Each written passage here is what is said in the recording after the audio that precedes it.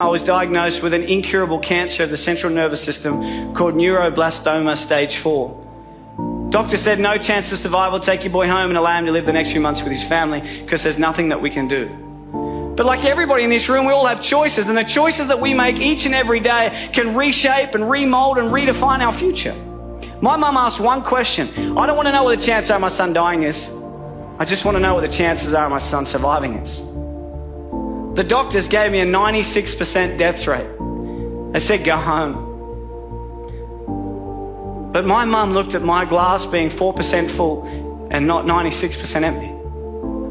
But the next day, a doctor came in from America. He said, we're trialing a drug, it's called DTIC. Never been trialed on humans before, only on animals. We're going to trial it on 25 kids. And I truly believe that outside of love, hope is the most powerful word in the English dictionary. This instilled hope into our lives.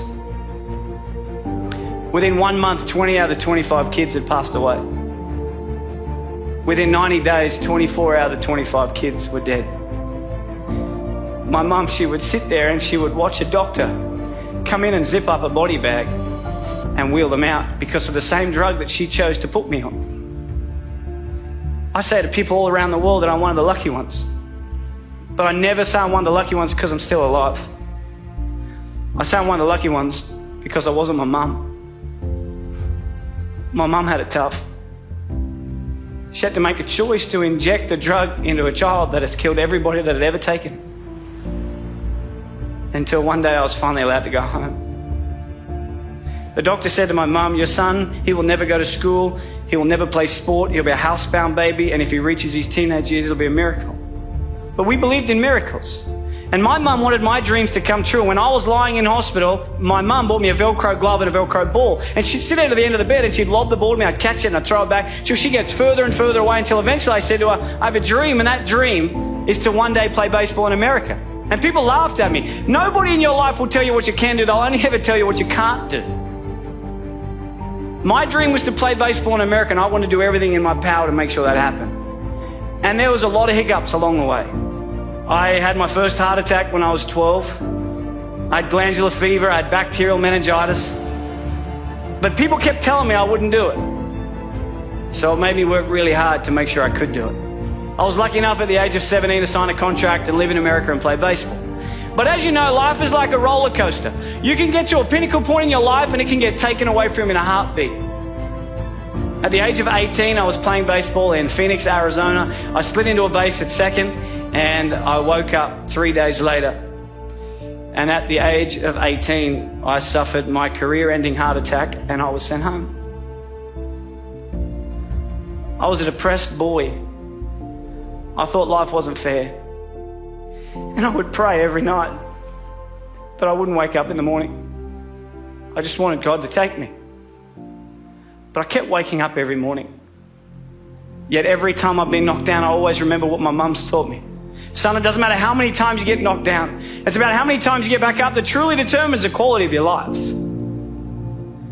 When I got home, I got a job in banking, no disrespect to anybody in finance. But this guy, day 3, tall old guy came in. He said to me, Michael, I'm Tom, I'm the CEO, let's have a chat. I had no idea what CEO stood for, but I just went in there and listened. He said, Michael, where do you see yourself in 5 years' time?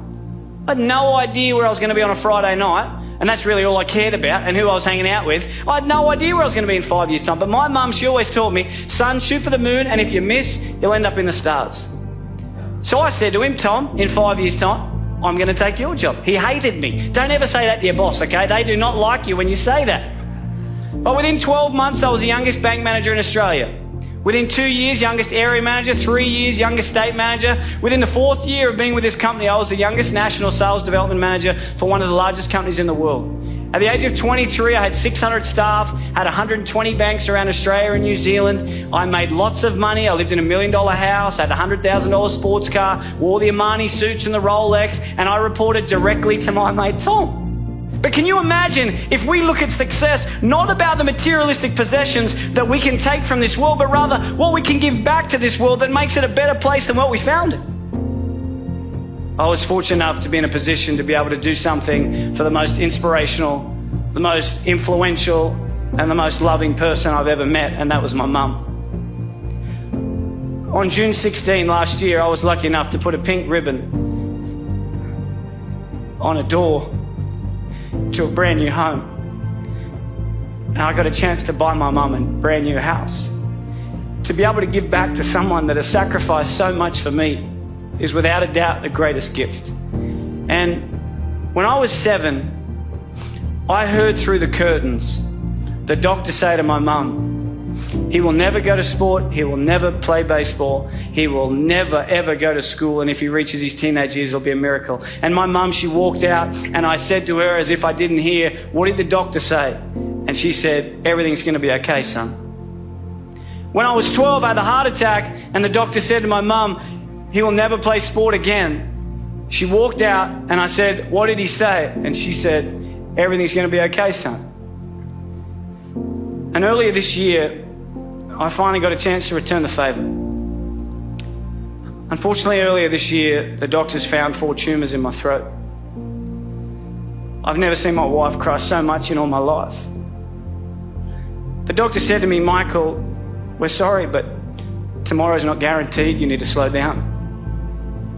But that's one thing we all have in common, because no one's guaranteed. I think that life is not about the amount of days that you live on this earth, but it's about what you fit into those days that allows you to live a remarkable life. And I remember driving home, and she called me, my mum, and she said, Mike, what'd the doctor say? And I said to her, Mum, everything's going to be okay.